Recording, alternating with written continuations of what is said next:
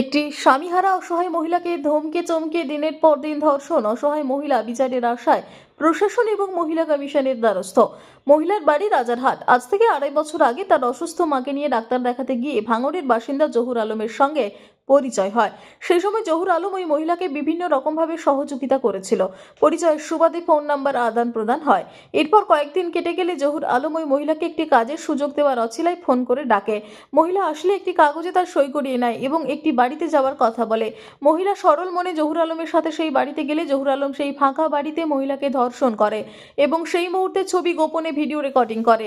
এরপর সেই ভিডিও ছবি দেখিয়ে দিনের পর দিন মহিলাকে বিভিন্ন জায়গায় নিয়ে গিয়ে এবং বসিরহাটের বিভিন্ন হোটেলে নিয়ে গিয়ে ধর্ষণ করে। দীর্ঘদিন এইভাবে যাওয়ার পর মহিলা লিখিতভাবে বিভিন্ন প্রশাসনিক দপ্তরে, জেলা শাসকের দপ্তরে এবং মহিলা কমিশনে লিখিত অভিযোগ করে ইমেল মারফত। জহুর আলমের দৃষ্টান্তমূলক শাস্তি এবং জহুর আলমের হাত থেকে নিস্তার পেতে চায় ওই মহিলা।